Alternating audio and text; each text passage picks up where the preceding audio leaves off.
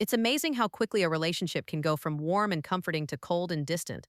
You think you know someone, you think you understand the dynamics of your family, but then in one moment they can pull the rug out from under you and leave you questioning everything you thought was true. For most of my life, I was the reliable one, the one who always had a hand out when someone needed help, the one who could be counted on to hold things together when everything was falling apart. I grew up in a family where you didn't really question what your parents or your siblings asked of you. You didn't even think twice when they needed something, even if it meant giving up something for yourself. That's what families do, right? They rely on each other. They support one another, even when it's hard, even when it feels like they're taking more than you can give. But then came the moment when I realized that I had been the one doing all the giving, and they had been the ones taking. And that moment came when they asked me to pay for their vacations. It started as a simple conversation at a family gathering, just a casual topic, or so I thought. My older brother Luke was talking about a trip he and his wife had been planning. They were planning a lavish vacation to Europe, flights, accommodations, everything included. The trip sounded great, except for one thing, the price tag. I knew they didn't have the money for it. They were living paycheck to paycheck, just like I had been for years, and I knew they weren't in the position to be dropping thousands of dollars on a vacation. But then, as the conversation went on, I realized that Luke wasn't just talking about his trip. He was looking at me, his eyes expectant. So, he said, leaning back in his chair with that grin of his, "You're in a good spot financially right now, right?" I paused, confused. "Yeah, I've been doing okay." "Why?" "Well, we've been thinking, what if you could help us out with the trip? Just a little bit. You've always been the one to bail us out when things are tight, and we'd really appreciate it. It's just a small favor," he said, almost casually, as though it was the most natural request in the world. A knot formed in my stomach. "Wait, you want me to pay for your vacation?" I asked, trying to keep my voice steady. Luke's grin faltered slightly, but he quickly recovered. "It's not like that. We just really appreciate your help, that's all. You've got the money, and we don't. We're just asking for a little support." I could feel my heart pounding in my chest, the blood rushing to my head. This was the moment. This was the moment where I had to decide. Could I really give them what they were asking for? Could I put myself in a position where I was the one to sacrifice again? Could I afford to do this without resenting them? I looked over at my mom, who was sitting next to my dad, both of them silent, watching the conversation unfold. They hadn't spoken up. They hadn't disagreed. And that in itself spoke volumes. It wasn't the first time they had asked me for something, and it probably wouldn't be the last. My family had always leaned on me, asking for favors, loans, anything that would make their lives easier, and I had always given. I had always said yes, but this time, I couldn't. "I'm sorry, Luke," I said, my voice more firm than I expected. "I just don't think I can do that. I've been putting aside money for my own future and helping out with your trip. It's just not something I can afford." Luke's expression shifted, just for a second, from surprise to something colder. "What do you mean you can't afford it? You've been doing well, haven't you? You've got the savings." I could feel my frustration rising. "It's not just about the savings, Luke. I've worked hard for that money. I've been saving for years, and I can't just keep giving it away to everyone who asks. You guys ask for money all the time. It's always something, and I'm tired of it." I could see my parents shifting uncomfortably, glancing between Luke and me. My mom opened her mouth, but before she could speak, Luke cut in. "Wow. So this is how it is now? You can't even help your own family out? After everything we've done for you, this is how you repay us?" His words hit me like a slap in the face. I wasn't expecting that. I wasn't expecting the anger. But the thing was, I wasn't really angry with him. I was angry with myself. I was angry because I had let this happen for years. I had allowed them to treat me like an ATM, always coming to me when they needed something, and never once questioning whether I could afford it, whether I even wanted to give. My mom finally spoke up, her voice low. "Emma, you know we don't ask you for much. We just thought this time would be different. You're the one who's always been so responsible, always had the money, and now you can't even help us out. We've always supported you, and now you're just turning your back on us." I wanted to scream. I wanted to tell her that supporting me didn't mean taking advantage of me. I wanted to tell them all that I was done being their fallback, their safety net. But instead, I just stood there staring at them. They had already made their decision. They had already decided that they had the right to ask me for anything, to expect me to give without question. And I had given. For years, I had given everything I had, and it still wasn't enough. "Maybe I'm done being the one who always gives," I said, my voice quieter now, the weight of my words sinking in. "Maybe I'm tired of always being the one who gets asked to help, while no one ever thinks about what I need. You guys have always leaned on me, and I'm sick of it. I'm not your bank." There was a long silence. I could see the hurt in my mom's eyes, but I couldn't bring myself to feel sorry for her. For the first time in years, I wasn't going to cave. I wasn't going to back down just to keep the peace. I wasn't going to let them guilt me into doing something I didn't want to do. Finally, my dad spoke up, his voice cold. If you can't help us out, then I guess we'll just have to figure it out ourselves. But don't expect us to be so understanding next time you need something, Emma. You're on your own. I felt a pang of hurt, but I held my ground. Fine, I said. I'll be fine on my own. I've always been fine on my own. That night, I went home and stared at the ceiling for hours, unable to shake the conversation from my mind. My family had just cut me off. They had told me that if I wasn't willing to give them what they wanted, then I wasn't really a part of the family. They had made it clear that my worth in their eyes was tied to how much I could give, how much I could provide for them. The next few days felt like I was walking through a fog. I couldn't concentrate on anything. Every time I tried to focus on work, on my own life, my thoughts would drift back to that moment, back to how they had turned on me when I said no. How in their eyes, I wasn't worthy of being part of the family anymore if I wasn't giving them something. It wasn't just the money. It was everything that came with it. The guilt they had piled on me, the emotional blackmail, the expectations that I had to always be the one to sacrifice for everyone else. I realized slowly that I had spent my whole life doing this. I had spent my whole life trying to please them, trying to make them proud, trying to fit into their idea of who I should be. But now I understood. I couldn't keep living like that. I couldn't keep sacrificing my happiness just to make them happy. I didn't know what the future held. I didn't know if I would ever be able to repair the rift between me and my family. But I knew one thing. I wasn't going to keep living for them. I wasn't going to keep giving up my life for people who only saw me as a resource. I was done. And for the first time in my life, I felt a strange sense of freedom. I didn't need them. I didn't need anyone to tell me who I was or what I was worth. I had always been enough, even if they couldn't see it.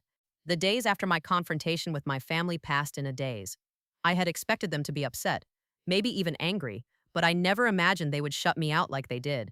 I didn't hear from my parents for over a week after that conversation. No phone calls, no texts. I had grown used to the occasional guilt trip, but this time, it felt different. This time, I felt like they weren't just disappointed in me. They were done with me. I wasn't sure how to feel about it. Part of me wanted to reach out, to apologize, to go back to being the person they expected me to be. But there was another part of me that was relieved, that felt a weight lift off my shoulders. For the first time in my life, I was living for myself, not for them. I was no longer trying to be the perfect daughter who always said yes, who always sacrificed, who always made sure everyone else was happy at the cost of my own happiness. I still loved my family. I didn't want to lose them, but I was beginning to realize that I had been living in a shadow of their expectations for so long that I didn't know who I was anymore. I had been so focused on meeting their demands, on keeping the peace, that I had lost sight of what truly mattered to me. I spent the next few weeks in a kind of limbo, trying to process everything. I worked on my music, diving deeper into my passion, letting the rhythms and melodies drown out the voices in my head. It wasn't easy, though. The silence from my family was deafening. The holidays were coming up, and I knew they would expect me to show up, to play the role they had always wanted me to play. But I didn't want to. I didn't know if I could. I thought about calling them, trying to mend the rift, but every time I picked up my phone, I hesitated. What would I say? How could I go back to pretending everything was okay when I knew it wasn't? They didn't see me. Not really. They saw the daughter who always complied, who always put them first, but they didn't see the person I was becoming. And maybe, just maybe, that was the hardest part. The fact that they couldn't understand who I was now. But then came the day when everything changed. I was sitting at my desk, working on a new track, when my phone rang. It was my mom's number. I stared at it for a few moments, my finger hovering over the screen. I had no idea what to expect. Would she yell at me for refusing to help them? Would she beg me to come back? Would she tell me I had made a huge mistake? I answered the call, my heart racing in my chest. "Hey, Mom," I said, my voice hesitant but calm. "Emma," she said, her voice softer than I had expected. "I've been thinking about everything, about what happened, and I'm sorry, I shouldn't have put you in that position. You're right, we've been asking a lot from you, and we haven't been fair." I felt a lump form in my throat. For the first time in a long time, my mom was acknowledging what I had been feeling. It wasn't perfect, but it was a start. "I'm sorry too," I said, my voice shaky. "I never meant to hurt you, but I had to do what was right for me. I can't keep giving and giving without getting anything in return. I can't keep sacrificing my happiness for the sake of others." "I know," she said softly. "I see that now. And I don't want to lose you, Emma. I don't want you to feel like you have to choose between us and your dreams." There was a long pause on the other end of the line, and I could hear her taking a deep breath. "I've been hard on you. I've been hard on your brother, too. And I know I've made you feel like your dreams don't matter. But they do, Emma. Your happiness matters. And I'm sorry I didn't see that sooner." The weight of her words settled over me, and for the first time in weeks, I felt like I could breathe. Maybe we hadn't solved everything. Maybe it wasn't going to be a quick fix, but this was the first step. This was the acknowledgement I had been waiting for. I'm glad you understand, Mom, I said, my voice thick with emotion. I just need time to figure out what's next. I need to focus on myself right now, and I need you to understand that. I do, she replied softly. I understand. We just want you to be happy, Emma. I know we've made mistakes, but we love you, and we're here for you, no matter what. The conversation ended on a tentative note, but for the first time in a long time, I felt like there was hope. Maybe things wouldn't go back to how they were, but maybe that was okay. Maybe we could all start fresh in a way. Maybe I didn't need to keep playing the role of the perfect daughter, the one who always said yes and always put everyone else first. Maybe I could start living for me. The next few days were a blur of emotions. I felt lighter, but I also felt exhausted. It wasn't easy, confronting the truth, confronting my family, but it was necessary. I was beginning to realize that I didn't need their approval to be happy. I didn't need to keep living up to their expectations. I could make my own path, even if it wasn't the one they had envisioned for me. But there was still a part of me that felt guilty. I felt guilty for standing up for myself. I felt guilty for saying no. It was like there was a voice in my head telling me that I was being selfish, that I was abandoning my family. I wasn't sure where that voice came from. Maybe it was the years of conditioning, of always putting others before myself. Maybe it was the way I had been raised to think that my worth was tied to how much I could give. But the more I thought about it, the more I realized that if I didn't put myself first, I would lose myself completely. I decided to take a break from the family for a while. I needed some space to clear my head, to focus on myself, to figure out what came next. I wasn't sure if that meant distancing myself from them completely, or just finding a new way to relate to them, but I knew I couldn't keep going down the same path. I needed to build a life that was truly mine. In the meantime, I focused on my music. It had always been my passion, my escape. But somewhere along the way, I had lost sight of it. I had been so consumed with trying to keep my family happy, trying to meet their expectations, that I had stopped creating. I had stopped doing what made me feel alive, and now I was determined to reclaim that. I spent every free moment in the studio, working on new tracks, experimenting with different sounds. For the first time in a long time, I felt like I was truly connecting with myself. It wasn't just about the music, it was about rediscovering who I was, without the weight of everyone else's expectations pressing down on me. And it felt good, it felt right. But then, just when I thought I was finding my footing, my phone buzzed again. It was a text from Luke, my older brother. The message was short and to the point. Hey, can we talk? I stared at the message for a long time. It had been weeks since I last spoke to him, since the vacation incident. He was the one who had been pushing me the hardest to help with the family trips, the one who had made it clear that he didn't think I was doing enough. He had never understood why I couldn't just give, why I couldn't just be the good daughter who did what was expected. Part of me wanted to ignore him. Part of me wanted to cut him off, to tell him I was done. But another part of me, somewhere deep inside, knew that I needed closure. I needed to hear his side, even if it meant confronting the things I didn't want to hear. I took a deep breath and replied, "Sure, what's up?" The next message came almost immediately. "Can I come over? I think we need to talk in person." I didn't know what to expect, but I knew I wasn't ready to face him.